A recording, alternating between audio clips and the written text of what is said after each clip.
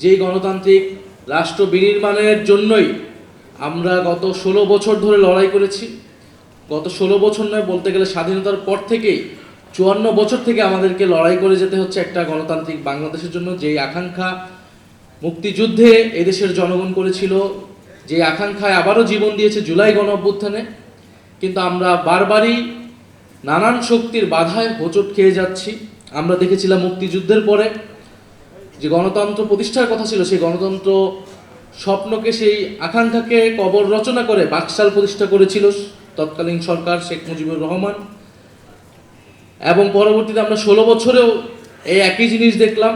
BNP বহুদলীয় গণতন্ত্রের কথা বলে, কিন্তু আমরা এবারে দেখলাম যে 2026 সালে নির্বাচনের মধ্য দিয়ে তারা এসে গণতান্ত্রিক রাষ্ট্র বিনির্মাণের যে স্বপ্ন, যে আকাঙ্ক্ষা, যে প্রতিশ্রুতি, সব কিছুর সাথেই তারা আবার প্রতারণা করছে।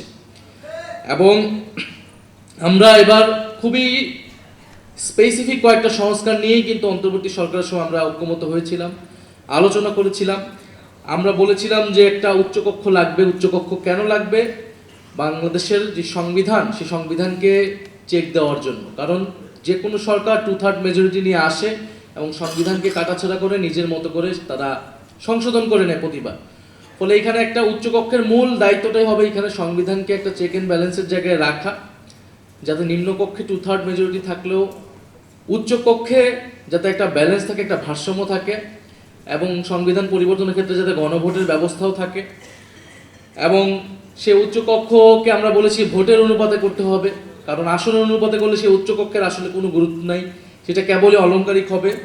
আমরা সাংবিধানিক প্রতিষ্ঠানগুলোর যাতে দলীয় নিয়োগ না হয়, নির্বাহী বিভাগের অধীনে যাতে না থাকে, প্রধানমন্ত্রীর কর্তৃত্বে যাতে না থাকে, আমাদের নির্বাচন কমিশন যাতে নিরপেক্ষভাবে নিয়োগ হয়, আমাদের পিএসসি দুদক যাতে নিরপেক্ষভাবে নিয়োগ হয়, আমরা সেটার জন্য দাবি জানিয়েছিলাম, ঐক্যমত হয়েছিলাম। তত্ত্বাবধায়ক সরকার ব্যবস্থা, যেটার জন্য গত 16 বছর ধরে আন্দোলন হয়েছে এত, সেই তত্ত্বাবধায়ক সরকার যাতে প্রতিষ্ঠিত হয় নির্বাচনকালীন সময়, এবং সেটা যাতে নিরপেক্ষভাবে প্রতিষ্ঠিত হয়, সর্বদলের সম্মতিতে প্রতিষ্ঠিত হয়, এরকম একটা ব্যবস্থা। এবং সবচেয়ে গুরুত্বপূর্ণ বিচার বিভাগ পৃথকীকরণ। এই কয়েকটি মৌলিক সংস্কারের কথা আমরা বলেছি, যাতে বাংলাদেশের গণতান্ত্রিক এই কয়টা হলেই যে গণতান্ত্রিক রাষ্ট্র প্রতিষ্ঠা হবে এরকমটা না।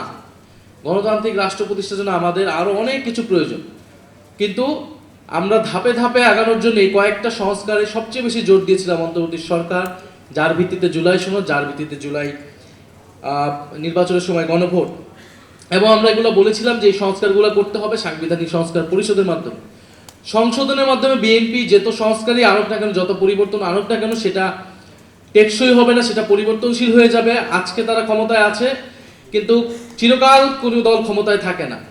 এবং আমি এটা পার্লামেন্টে বলেছি, জিয়াউর রহমান সেই ঐতিহাসিক ভুল করেছিল।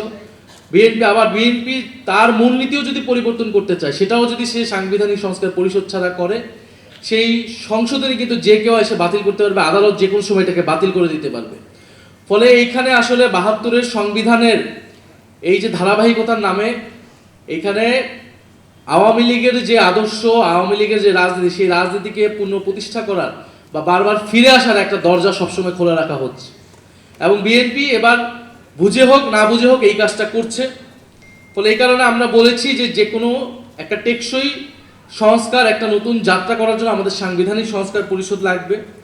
নোট অফ ডিসেন্টের কথা অনেকবার এসেছে, জুলাই সনদ বনাম আদেশকে পরিণত করা হয়েছে।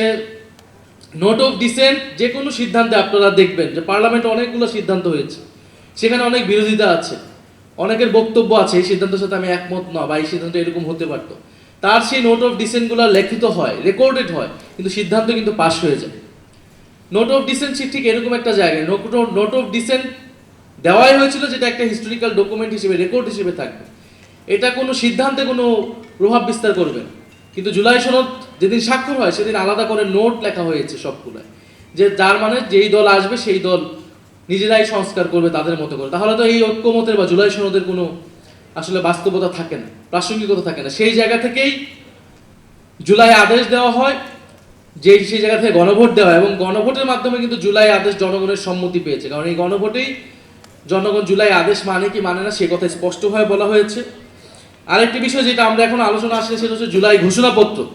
সেই জুলাই ঘোষণাপত্র কিন্তু সংবিধান তফসিলে যুক্ত হওয়ার কথা, কমিটমেন্ট দেওয়া আছে। সেই বিষয়ে আমরা সরকারকে এখনো কথা বলতে শুনিনি। সর্বোপরি আমি কথা বাড়াবো না, একটা কথা বলে শেষ করব যে গণতান্ত্রিক রাষ্ট্র বিনির্মাণের লড়াই যদি বারবার হোঁচট খায়, তাহলে মানুষকে বারবার আবার রাজপথে নামতে হবে, আবার আন্দোলন সংগ্রামে যেতে হবে, যেটা আমরা চাই না। আমরা চাই দেশের স্থিতিশীলতার স্বার্থেই এই গণতান্ত্রিক সংস্কারগুলো করে আমরা সামনের দিকে আগাতে চাই। আমার সাথে গতকাল একজনের দেখা হয়েছে, যিনি বলেছেন যে তিনি কখনোই ভোট দেন নাই বা ভোট দেওয়ার সুযোগ সে পান নাই। তিনি ঢাকায় থাকেন, কিন্তু তার ভোট হচ্ছে বা তিনি ভোটার হয়েছেন হচ্ছে চট্টগ্রামে, কারণ একসময় তিনি চট্টগ্রামে থাকতেন। তো কখনো ভোট দেওয়া হবে বা ভোট দেওয়ার আগ্রহ হয়নি দেখে সেই ভোটার তিনি কখনো আর ঢাকায় চেঞ্জ করেননি। কিন্তু এবার তিনি ভোটের দিন রাতের বেলা চট্টগ্রামে নিজে ড্রাইভ করে গিয়ে ভোট দিয়েছেন শুধু গণভোটের জন্য, হ্যাঁ ভোট দেওয়ার জন্য তিনি এত দূর গিয়েছেন। তো উনি বলেছেন যদি আমি এত দূর যেতে পারি, যে মানুষ আমি জীবনে কোনোদিন ভোট দিই নাই, ভোট দেওয়ার আগ্রহ নেই, এবার আমি গণভোটে হ্যাঁ ভোট দিয়েছি, আমি যদি চট্টগ্রামে যেতে পারি আপনারা ডাকলে আমরা সংসদে যেয়ে উপস্থিত হতে পারবো। ফলে এত লাখ লাখ মানুষ যারা সংস্কারের পক্ষে গণভোটে হ্যাঁ পক্ষে ভোট দিয়েছে, তারা তাদের এই ভোটের প্রতিফলন না দেখলে তারা বসে থাকবে চুপচাপ, তারা এটা মেনে নেবে, এটা ভাবার কোনো কারণ নাই। ফলে সঠিক সময় দিনের অপেক্ষায় আছে জনগণ। সেই দিনের আগেই যদি সরকার বুঝতে পারে প্রথম অধিবেশনকে সরকার ব্যর্থ করেছে, যে অধিবেশনে আমাদের আলোচনা করার কথা ছিল কিভাবে আমরা এগুলো বাস্তবায়ন করব, অধ্যাদেশ বাস্তবায়ন করব, সেগুলোকে সবকিছুকে বাদ দিয়ে সরকার তার মতো করে সংসদকে পরিচালিত করেছে। এটা যদি অব্যাহত থাকে তাহলে রাজপথ জনগণের আন্দোলনই কিন্তু একমাত্র আমাদের রাস্তা হয়ে দাঁড়াবে। তার আগে যাতে সরকার নিজেদের ভুল বুঝতে পারে এবং গুরুত্বপূর্ণ এই যে সংস্কারগুলো, সেই সংস্কারগুলো বাস্তবায়ন করে। আমি আবারও আজকে যারা আলোচনা করেছেন, আমি সবার নাম নিচ্ছি না সময়ের কারণে, এবং সারাদিন ব্যাপী যারা আলোচনা অংশ নিয়েছেন, আয়োজক ছিলেন, তাদের সবাইকে ধন্যবাদ এবং কৃতজ্ঞতা জানাচ্ছি। আমরা এই আলোচনাগুলো করছি এবং খুবই শীঘ্রই এই আলোচনাগুলো কিন্তু রাজপথে প্রতিধ্বনিত হবে। সবাইকে ধন্যবাদ। আসসালামু আলাইকুম।